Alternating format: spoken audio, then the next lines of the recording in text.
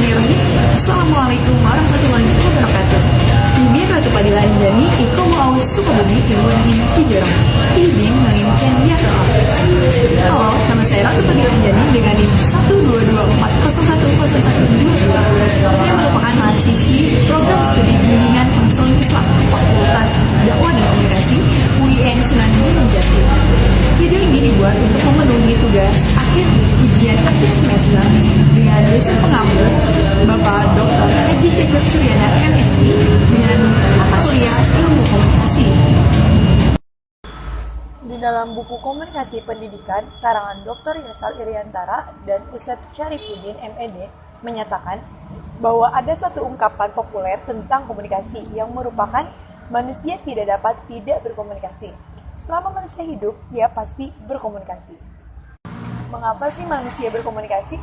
Salah satu keunikan manusia adalah kemampuannya menggunakan bahasa. Dengan kemampuannya itu, manusia dapat mengembangkan diri dan dunia sosialnya. Bukan hanya bahasa verbal yang digunakan manusia, melainkan juga bahasa non-verbal. Seperti pada nomor 9, pernyataan ini tuh benar, yaitu Hofland menyatakan bahwa komunikasi adalah proses di mana seseorang menyampaikan perangsang-perangsang atau stimulus untuk mengubah tingkah laku. Perangsang di sini maksudnya ada dua macam, yaitu ada verbal dan non-verbal. Verbal di sini maksudnya berbicara, baik itu secara face-to-face maupun dengan menggunakan pelantara. Contohnya chatting menggunakan media sosial, guru atau dosen yang mengajar di kelas, dan lain-lain. Adapun contoh non-verbal, bisa melalui mimik wajah ataupun sentuhan. Mimik wajah contohnya misalkan ketika kita marah. Nah, pasti wajahnya itu kita tidak berbicara, namun wajahnya mengekspresikan seperti sedang marah, seperti itu. Ada juga sentuhan, misalnya ada teman kita yang sedang sedih, lalu kita dengan spontan memberikan sentuhan kepada teman kita tersebut. Nah, itu termasuk komunikasi nonverbal. Oke, salah satu bentuk contoh perangsang untuk mengubah tingkah laku, yaitu salah satunya ada berdakwah.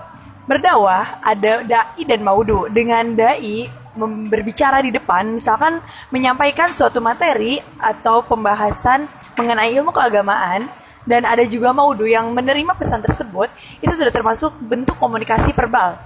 Di mana dengan maudu tersebut menerima setiap ilmu atau materi yang telah disampaikan oleh dai tersebut dan mengaplikasikannya dalam kehidupan sehari-hari. Misalnya, seorang dai yang menyampaikan tentang hal yang dilarang oleh Allah. Kemudian, maudhu tersebut atau seseorang itu mengaplikasikannya. Nah, itu sudah termasuk dalam perangsang yang dapat mengubah tingkah laku atau sikap seseorang. Oke, jadi maksud fungsi sosial di sini adalah komunikasi sebagai pengaruh untuk menjembatani antara masyarakat yang satu dengan yang lainnya agar memiliki rasa erat antara masyarakat yang satu dengan yang lainnya dalam usahanya untuk melakukan sebuah perubahan. Maksud perubahan di sini dalam perubahan yang baik ya. Karena sebelum ke masyarakat, kita harus bisa membenahi diri kita sendiri melalui konsep diri, aktualisasi diri, kelangsungan hidup dan lainnya. Karena agar memiliki komunikasi yang baik untuk diri sendiri, keluarga, maupun masyarakat. Jadi, pembahasan ini lebih ke bukan pada kata yang diucapkan, tetapi lebih ke bagaimana kita mengucapkannya. Contohnya bisa dilihat dari nada atau intonasi yang kita gunakan saat menggunakan kata tersebut. Contohnya ada pada nomor 39. Pada soal nomor 39 ini yaitu, suatu hari ibu melihat piring kesayangannya pecah oleh ayah. Lalu ibu berkata, "Sayang." Di keesokan harinya, ayah memberikan kejutan dengan menaruh amplop uang yang tebal dalam buket bunga untuk ibu. Ibu lalu berkata, "Sayang." Kata sayang yang ibu ucapkan merupakan satu kata, namun cara ibu mengungkapkannya membuat artinya menjadi berbeda. Hal ini disebut parabahasa. Jadi ini merupakan salah satu bentuk contoh parabahasa. Soal nomor 24, yaitu pada tingkat pengetahuan, pengaruh bisa terjadi dalam bentuk perubahan persepsi dan perubahan pendapat. Mengapa demikian? Karena tingkat pengetahuan seseorang itu berbeda-beda, sehingga memungkinkan terjadinya suatu perbedaan ataupun perubahan persepsi atau pendapat. Soal nomor 19, saat perkuliahan, komunikasi yang terjadi berfungsi untuk memberikan edukasi pada mahasiswa. Pernyataan tersebut benar, namun tidak semua mahasiswa memiliki persepsi dan pendapat yang sama.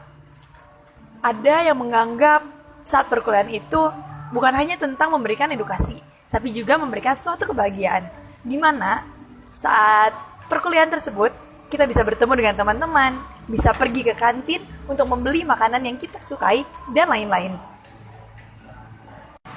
Bahkan pada saat perkuliahan itu, setiap mahasiswa tidak menganggapnya di kelas saja. Ada yang menganggap belajar organisasi, ataupun saat perkuliahan itu bisa mengikuti suatu seminar. Nah, jadi bukankah itu juga disebut saat perkuliahan? Karena pelaksanaannya dilaksanakan saat kuliah. Itulah salah satu bentuk contoh nyata tentang tingkat pengetahuan yang dapat berpengaruh pada perubahan atau perbedaan persepsi dan juga pendapat. Cukup sekian yang dapat saya sampaikan. Terima kasih. Wassalamualaikum warahmatullahi wabarakatuh.